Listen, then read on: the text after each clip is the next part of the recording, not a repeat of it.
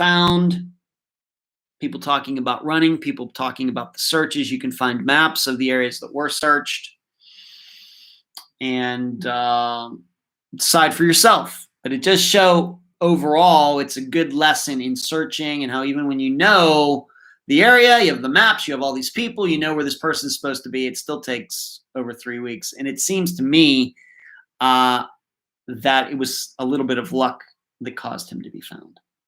Okay, let's move on to this Friday's episode. This is the disappearance of Krystal Bailey. It's the disappearance. We are going to Vermont for the first time. It took us almost 5 years to get there. We're going to go to Plainfield, Vermont. She disappeared on February 25th, in the night of February 25th of 2017.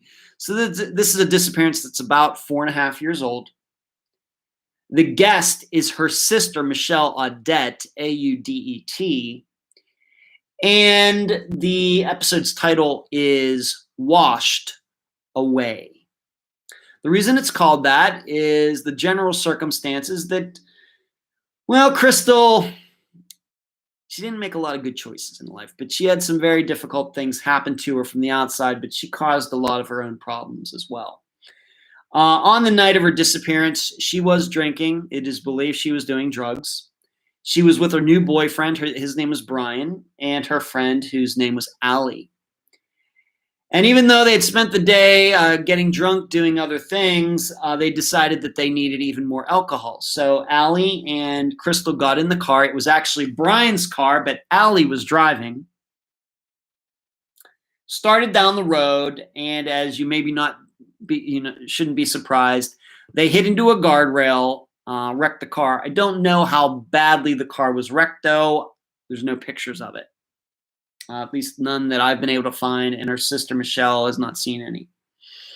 But they hit a guardrail, and there was a witness to this accident. This witness called 911, and we're not sure whether Krystal and Allie knew that this person did this. But the EMTs showed up, and the women were standing there drunk. And later, one of the EMTs would say that it looked like Krystal had an injury to her head. She was bleeding from her head area up here. Probably she wasn't wearing her seatbelt. But when the EMTs showed up and tried to examine these two women, they took off. They started running. And Allie went into this creek, and it should be known that this wreck happened right next to this brook, and I will be doing a video. I will be diagramming this for all of you, so I hope you will check out the video that I do for this YouTube channel. At least we know for sure Allie went into this raging creek. It had gotten very fast, very high because snow had melted, and it was just, if you look at regular pictures, it's just a little brook that's maybe not even a foot deep. But given the snow melting, water was flowing very heavily. It was wasn't a river, but a raging creek. Allie decided to jump into this creek to get away. But she was saved. She almost drowned, and one of the EMTs who followed them ended up pulling her from this creek.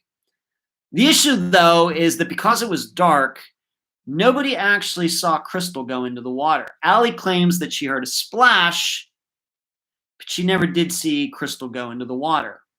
Well, after these two ran off, and at least Allie jumping into the water, Krystal was never seen again.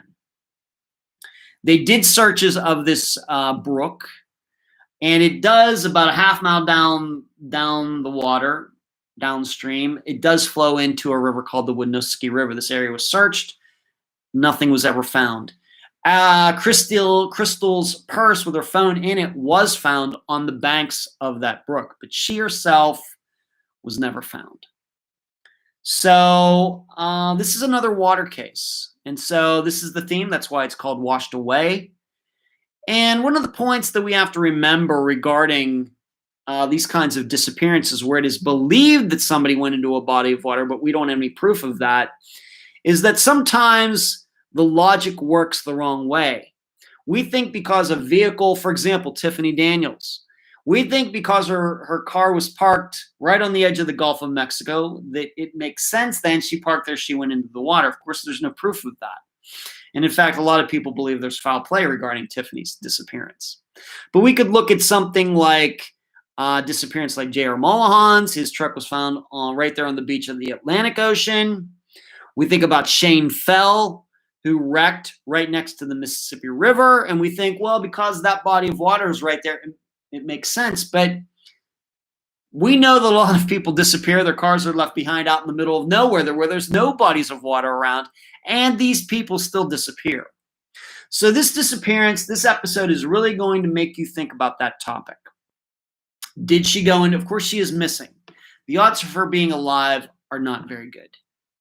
But did she disappear because she went into the water, or is it that her remains are in that area, surrounding area, and she really didn't go into the water? Allie went into the water, but Krystal did not. And on top of that, if she did go into this brook, can we really believe that she made it the whole way to the river? Would not her remains, her body, gotten hung up on some of the branches? And once again, when I show you the video, when you see the video, you'll see what I mean by that. So once again, Krystal Bailey, title of the episode is Washed Away. February 25th of 2017, we're going to Vermont for the first time, Plainfield, Vermont. And Krystal's sister, Michelle Audette, is the guest. So that's it. That's all we got for the live show tonight. What did we do? Talked about being here in Pennsylvania. Got in some disc golf practice. Talked about my birthday a little bit, being 51. Going to my friend's 50th birthday party this Friday. Going to see a lot of people I know I haven't seen for a while. Talked about the Ward Romine poll, the newsletter, Noah Davis, Austin Pivo, Volume 2, Season 2, Volume 3 of the Unfound book series. Talked about Dr. Telesco and speaking engagements that are coming up. Tyler Stice, polygraphs. Talked about Philip Kraychek, him being found. Took some questions from some of you in the chat room. Took questions from Dee, Jill, and Valerie. And then lastly, of course, we talked about Krystal Bailey.